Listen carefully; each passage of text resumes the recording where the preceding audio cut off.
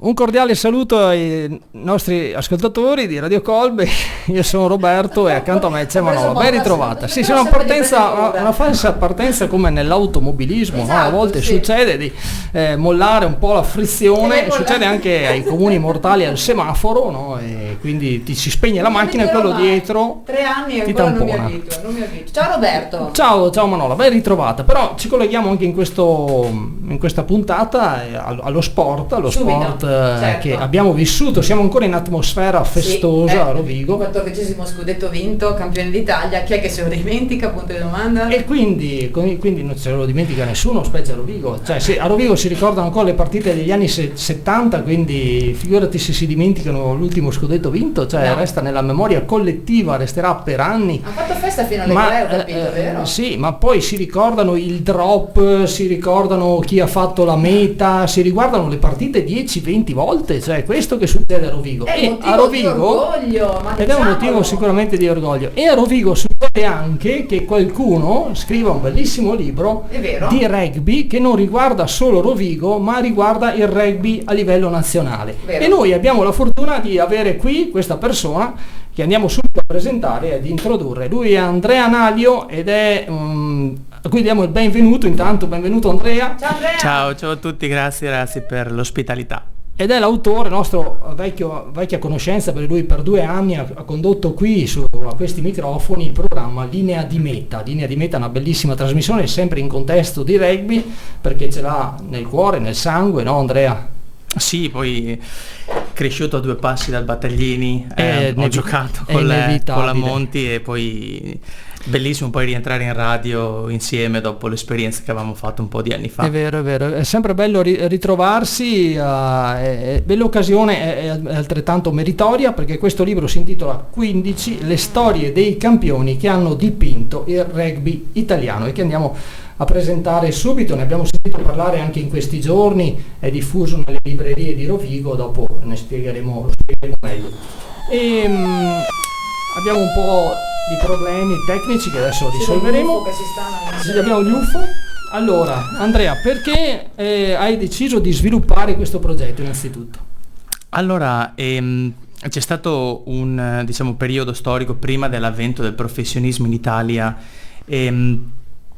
durante il quale i migliori giocatori di rugby al mondo venivano a giocare in Italia, e si parla proprio del meglio. Solo in copertina ci sono due icone dello sport mondiale come David Campese e Michael Lainac, e io ho deciso di raccontare un po' di quegli anni perché faticavo a trovare un po' di letteratura, racconti, aneddoti. Magari noi a Rovigo abbiamo una tradizione ovale che si tramanda, insomma, di racconto in racconto, di famiglia in famiglia, però ci sono tante altre realtà italiane che per un motivo o per l'altro hanno faticato a tramandare queste storie. Mi viene in mente Milano, una realtà molto dispersiva con una grandissima tradizione ovale. A Milano ha giocato quello che ancora oggi viene riconosciuto come il genio della palla ovale, come Marchella, e Colleferro, una piccola realtà alle porte di Roma, ha giocato uno dei Wallabies più vincenti della storia del rugby australiano, ha giocato in Serie B,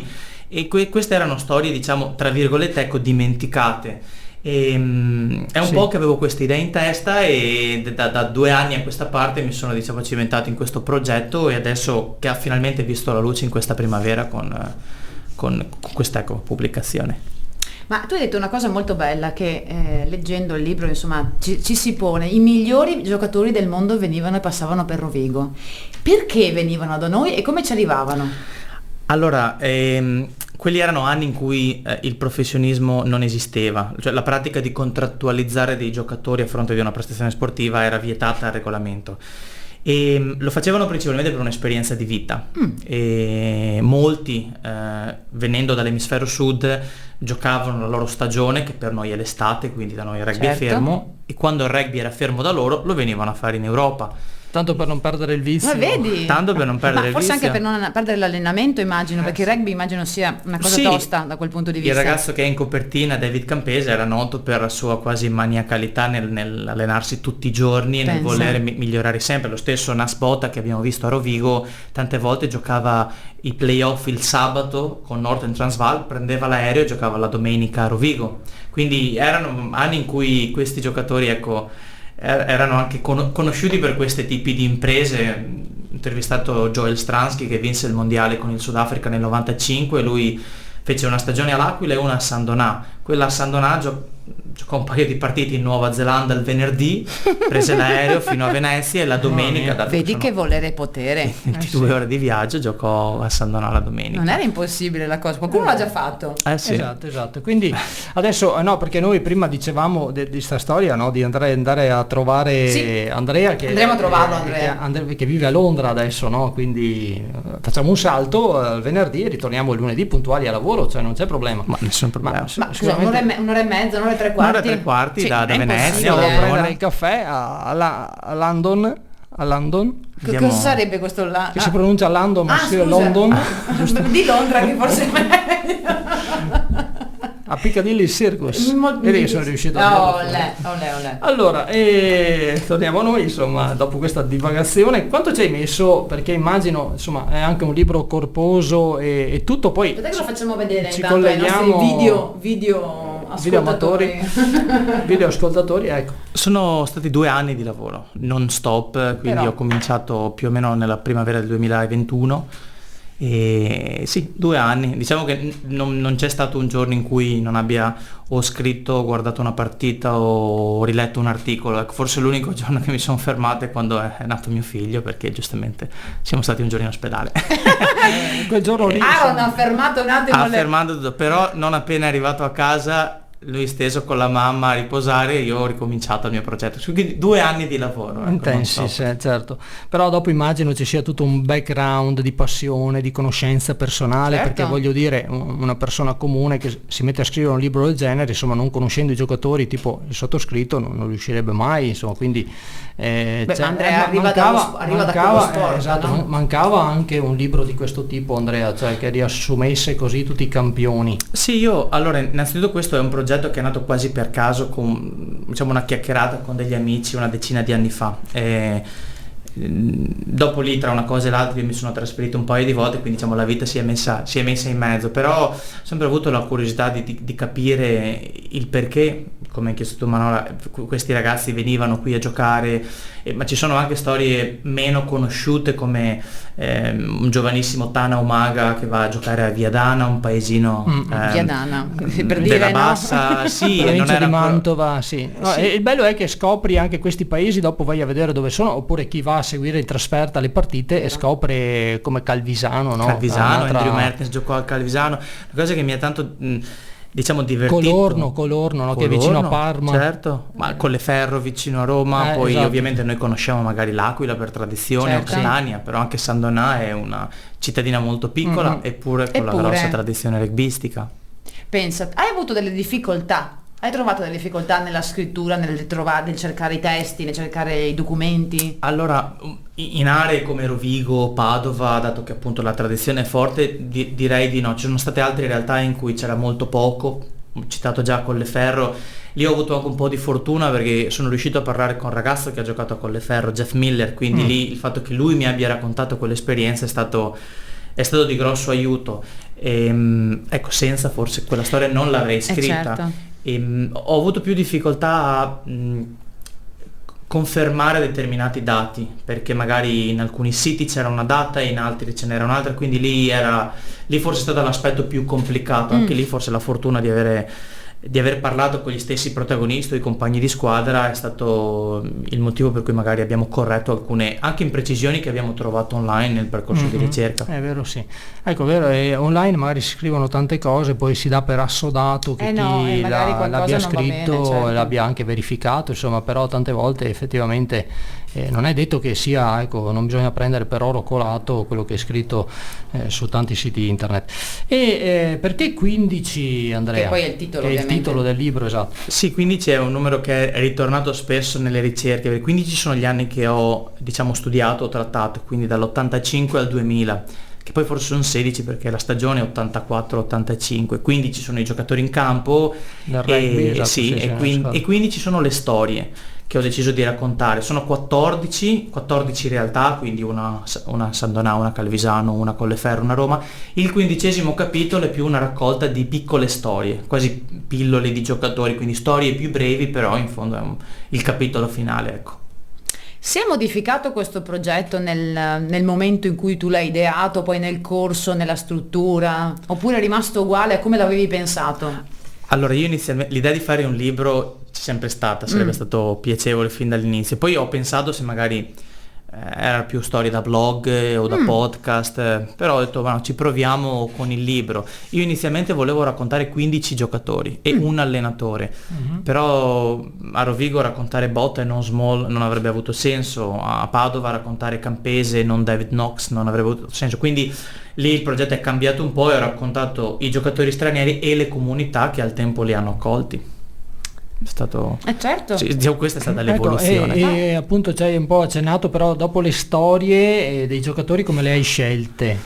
Allora, alcune diciamo ci sono quasi capitato in maniera naturale, volontaria, perché in quegli anni gli scudetti del Rovigo, gli scudetti della Benetton, i duelli tra la Benetton e l'Amatore Milano, quindi quelle storie sono state trainanti nel rugby di quegli anni lì, e altre le ho scoperte durante le ricerche. È stato molto anche bello perché sentendo i ragazzi di Roma, per esempio, mi dissero appunto di pensare a Colleferro, che magari non era una realtà di prim'ordine perché erano in Serie B, e quindi c'è stato anche l'aiuto delle persone che ho coinvolto. Ma perché non senti questo? Questa è una bella storia, prova a sentire questo. E allora Quindi ti hanno aiutato sì, anche a prendere la direzione, diciamo. sì, è stato molto bello perché ci siamo proprio dati una mano a vicenda.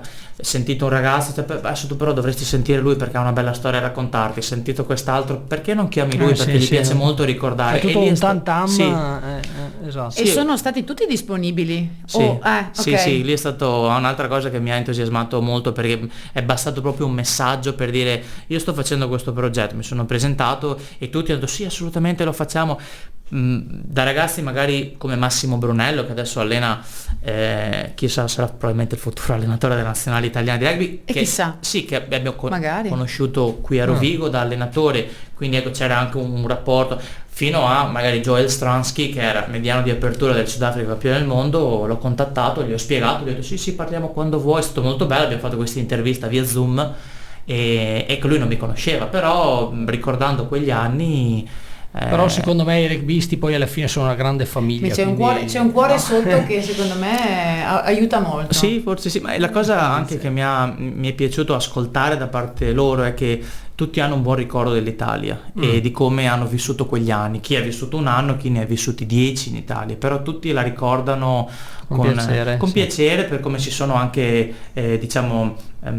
amalgamati, ecco, alla comunità locale, che fossero Vigo, Roma, Catania, L'Aquila, tutti hanno un buon ricordo. Ti ha un po' aiutato anche il fatto che tu vivendo attualmente a Londra l'inglese è molto fluente, perché immagino che finché dovevi intervistare qualche italiano, ok, ma poi molti dei nomi che ci sono all'interno del libro sono persone che non abitavano in Italia, comunque di provenienza non italiana. Sì, infatti sì, direi di sì, ecco. Magari qualcuno avrà imparato un po' l'italiano. Cioè io e Giannese non potevamo fare queste interviste, manco manco col traduttore. no, simultaneo. Forse sì. È stato bello perché abbiamo fatto interviste dall'Australia al Sudafrica agli Stati Uniti all'Argentina, anche a Londra, quindi abbiamo coinvolto proprio tante persone. È stato molto piacevole, quindi sì, ma hai ragione. No, nel senso che questo ti ha aiutato, il tuo background personale ti ha... Sì, forse 6-7 anni fa non sarei stato in grado di fare una cosa del genere, ecco. Adesso con la lingua che è fluente. Excuse me, non spiegare inglese con me, ne veniamo fuori. Facciamo brutta figura con Andrea, dai. Magari c'è qualche londinese che poi ci ascolterà, abbi pazienza.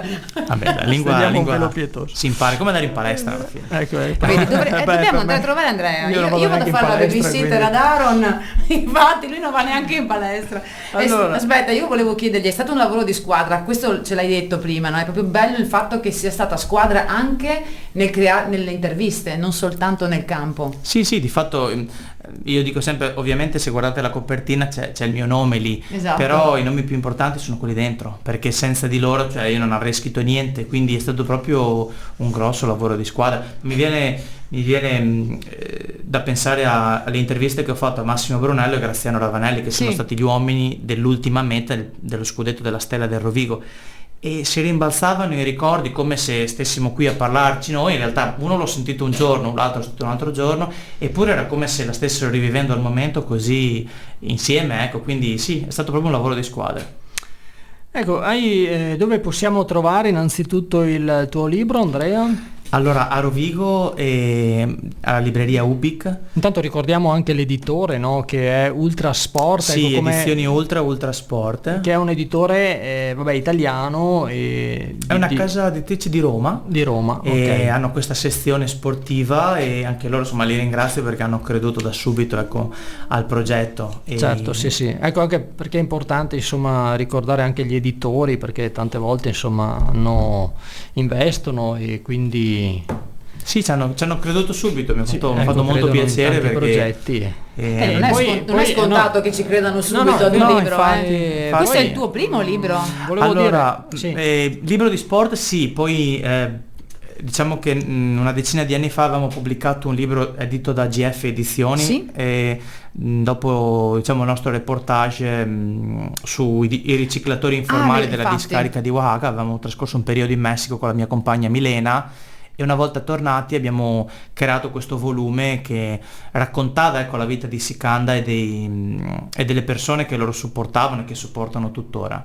Quindi tu sei un viaggiatore oltre che uno sportivo? Sì, abbiamo... Sì, forse. Sì, non penso che non a tutti, insomma, hanno l'iniziativa di prendere e andare dove siete nati voi, in questa parte del Messico. Sì, il Messico siamo andati proprio semplicissima, immagino, neanche dove nella vita, ecco, quotidiana. Sì, è stata una bella esperienza, è stata un'esperienza di vita molto intensa, perché vedi, purtroppo abbiamo visto anche situazioni di povertà estrema e ci siamo anche resi conto di come erano determinate, ecco, situazioni che fino a quel momento conoscevamo solo tramite il sentito dire, perché appunto i nostri due amici che ci hanno ospitato avevano creato questa associazione, però viverla è stata abbastanza, sì, intenso, ecco. E adesso, insomma, noi vivendo all'estero, diciamo, sì. Andrea, ecco, tornando al libro, vedo che ci sono i nomi delle città, dei paesi, delle città, delle squadre di rugby, e poi ci sono i nomi dei giocatori che hanno giocato lì, quindi questa è la struttura, diciamo, del libro, vero? Sì, io l'ho diviso a capitoli per città. Io a Rovigo dedico 3 capitoli, va bene, ci perdoneranno dai, tutti. ma ci sta. Mi sembra giusto. Abbiamo vinto anche il 14° scudetto, ci sta ancora di più. Esatto. Diciamo, il capitolo più corposo di Rovigo ovviamente sono gli anni di Bota, di Small, di Lupini. Poi però dedico 2 capitoli anche a 2 giocatori che mi hanno sempre affascinato, come AJ Venter, che venne a Rovigo giovanissimo. Non vinse perché Rovigo in quegli anni faceva ricostruzione, ecco, stava ricostruendo, però dopo lui fece una carriera internazionale stratosferica. E poi Luke Gross, che è il primo giocatore americano visto a Rovigo, e che lui poi continuò il percorso e tuttora lavora come allenatore negli Stati Uniti. Però ecco, anche lui venne a Rovigo in un periodo un po' particolare e lasciò un ottimo ricordo, poi andò a vincere lo scudetto a Roma, ecco, quindi divido il capitolo in 2. Bello, ecco, volevo chiederti anche 2 cose, anzitutto se questi giocatori, adesso stavo pensando, hanno contribuito anche al rugby italiano a fare un salto di qualità, no? Perché siamo entrati poi nelle 6 nazioni, prima era 5 nazioni se non sbaglio, sì. Poi quindi il rugby a livello nazionale ha fatto un salto di qualità anche grazie a questi giocatori, secondo te? Quello è stato anche uno dei diciamo dei messaggi che mi hanno trasmesso anche i loro compagni di squadra, perché comunque il livello del campionato era molto alto, proprio perché comunque ogni squadra aveva dei giocatori di grossa qualità, e quello ti, tra virgolette, obbligava comunque ad alzare l'asticella, ed infatti nel 98 l'Italia ricevette l'ok per poi unirsi 2 anni dopo al 5, che sarebbe poi diventato 6 nazioni. Sì, mi ricordo che una delle prime partite a 6 nazioni l'abbiamo vinta, La prima in vero? assoluto, Che avevamo Dominguez con numero 10. Dominguez 10, che tra l'altro racconto anche nel capitolo dell'Amatori Milano. E andrò a vederlo. Sì, la prima partita del Sei Nazioni noi la vincemmo a Roma contro la Scozia. Che Terruzzi, ecco, fece il commento sul TG5. Che è raro, insomma, perché sì, siamo già più abituati adesso, no, al fatto che il rugby sia presente quest'anno in diretta Rai 2. Bellissimo, fenomenale, bellissimo. Quest'anno diretta Rai 2. Perché c'è l'intenzione, mi pare, di ospitare i mondiali in futuro, no? Sarebbe bello. No, sentivo insomma che ne parlavano. Sarebbe bello, sarebbe fantastico, sì. E ultima domanda, ci sarà una prosecuzione di questo libro? Altri 15? Allora, no, mi fa piacere che lo chiedete, perché ci terrei, ecco, solo a sottolineare una cosa. Questo non è un annuario o un'enciclopedia. Io nel raccontare queste storie, nel scegliere queste storie, ho fatto delle scelte, quindi alcuni non sono stati inseriti per varie ragioni e quindi c'è una lista di chi non c'è, e c'è anche un potenziale titolo del secondo, quindi non lo so ancora, adesso mi sto godendo questo, perché è vero, però sì, così, è possibile, insomma, quindi è possibile. Va bene Andrea, io ti ringrazio, insomma, e ti faccio i complimenti per questo libro. Ho iniziato a leggerlo e devo dire che lo consiglio, perché è scritto molto bene, e anche chi non è appassionato di rugby, magari anche sulla scia così, no? Sì. Di questa euforia generale che coinvolge la nostra città, può conoscere anche la storia di tanti giocatori che ne hanno fatto, appunto, che ne hanno un po' alla volta decretato anche il successo. Certo. E quindi ecco, complimenti, e ti rinnovo l'invito, insomma, per quando tornerai in Italia a venirci a trovare. No, grazie a voi per l'ospitalità, è molto bello rientrare in radio dopo così tanto tempo. Grazie. Sì. Grazie la radio ha sempre il suo fascino, poi insomma la nostra è una radio ancora familiare. Ancora più fascino. Facciamo una pausa musicale, poi ci ritroviamo qui per la seconda parte del programma tra poco. Eccoci ritornati. Allora, questo era un brano sicuramente che farà strage durante l'estate. Di cuori? The Colors, Italo Disco. Certo.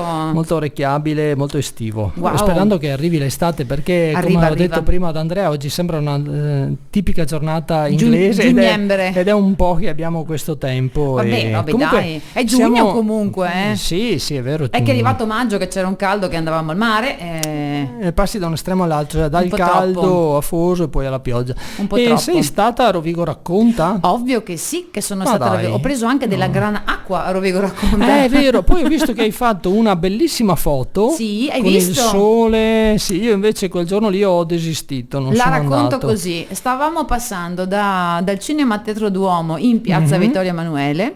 Perché alle 8:25 comunicavano che l'evento della serata, il pianista Morello mi pare, sì, sarebbe stato fatto in piazza nonostante la pioggia, e attraversando il corso eravamo tutti abbastanza spaesati perché pioveva. Abbiamo detto no, non staremo mica alla pioggia, e sì, staremo sì alla pioggia. E quindi attraversando il corso con la pioggia e il tramonto ho fatto questo effetto bellissimo. Ha fatto tutta la natura, ho fatto niente io. Però insomma tu hai colto il momento giusto, che anche quello è importante. Bisogna essere in strada, on the road, tante volte, per fare delle belle foto. Senti che abbiamo avuto l'ospite fluente l'inglese e tu parti. Mi sto allenando per andarlo a trovare, dai. Ma andiamo a trovarlo, Andrea. Ricordiamo il libro, sì. 15 di Andrea Analio, edito da Ultrasport, che trovate in libreria a Lubic di Rovigo. Abbiamo delle librerie forti a Rovigo, si può dire così, no? Si parlerà delle storie dei campioni che hanno dipinto il rugby italiano. Ecco, e dopo Rovigo Racconta, di cui abbiamo parlato, sei andata a vedere anche adesso parliamo di Rovigo Racconta. L'Aquidara di Patrizia. La Patrizia l'Aquidara l'ho vista proprio nel momento in cui cominciava ad arrivare il brutto tempo. Infatti volevo andare a vedere, era in accademia. No, in piazzetta Annonaria, è riuscita a farlo, poi lei ha detto speriamo non piova. L'ha detto, e dei goccioloni del diametro di 10 cm si sono abbattuti in piazza Annonaria. In realtà è riuscita a finire perché lei è rimasta sotto il gazebo, e noi ci siamo riparati. Però non ha cantato. Ha cantato, ecco, sì. Lei è cantante, però ha scritto anche un libro. Ed è secondo me un artista molto interessante, perché lei ha questa modo, è molto magica, ecco, questa cosa io la vidi tantissimi anni fa al Teatro del Lemming, in una serata che fece un concerto di voce, solo voce lei ovviamente, e poi Sì. 2 chitarre acustiche. Sì, sì. Lei era vestita con un abito rosso ed era scalza in pieno inverno, ma ok. sono state 2 ore e mezza veramente pura magia. E beh, comunque lei ritorna un po', cioè abbastanza spesso dalle nostre parti, perché io l'avevo vista invece a Porto Tolle o Scardovari adesso tra Ville e Giardini Sì. diversi anni fa. Va bene, addentriamoci un po' in quelli che saranno gli eventi del fine settimana. Sì. Abbiamo Rovigo Cosplay and Nerd, Certo. 10 e 11 giugno, appunto questo fine settimana, al Censer, che abbiamo avuto modo di presentare la scorsa settimana con Gianluca Masiero. E ricordiamo, biglietti acquistabili solo online, Sì. 8 euro il prezzo per gli adulti, e poi fino ai 6 anni l'ingresso è gratuito. Da 6 a 14 anni si paga un biglietto ridotto di 5 euro, e tantissimi stand, manifestazioni appunto di cosplay, poi concerti serali con Mr. Cartoon. Esatto. Ho visto, Sì, ho visto e anch'io. che saluto, Carinissimo. mi ha anche contattato Sì, dopo sì, è tramite vero. Instagram, È quindi- vero. E Bene. poi ci saranno un sacco di espositori, i padiglioni del Censer dedicati a questo evento sono il padiglione B e il padiglione E. Esatto. E tutte le notizie su www.cosplayandnerd.it o entrambe le pagine social, perché so che ha Facebook e Instagram e anche TikTok, ci diceva Gianluca. Esatto, poi come ci diceva Gianluca c'è la possibilità anche di mangiare al Censer, quindi Sì. si può entrare la mattina e stare lì tutto il giorno, trascorrere tutta la giornata. Sì, mi pare che siano aperti dalle 10 alle 19, esatto, vero? sì. Quindi tutta la giornata si ha il tempo ovviamente anche per mangiare. Infatti. E poi questo fine settimana c'è un altro evento, e tu avevi anche una proposta in merito, cioè di partecipare, che ero Sì. Rovigo in Love, giusto? Ah, Rovigo in Love, infatti. No, perché- Roby mi dici le cose, ma le scrivo la mattina in chat, perché vi raccontiamo questo come dire retroscena. Io e Roberto abbiamo più chat con la radio, no? Con gli vari amici della radio e i vari programmi. Esatto. E stamattina, scrivendo tra le varie cose, ho detto ragazzi, ma c'è Rovigo in Love questo weekend, facciamo un gruppone radio. È vero, sì. Adesso vediamo se faremo Adesso il se gruppone riusciamo radio. ad organizzare Tra questa l'altro squadra. non so bene come dire, il meteo, perché ho visto che non è proprio confortantissimissimo. Poi a quell'ora lì forse mancherà qualche interista, perché c'è la finale di Champions. Roberto, scusi.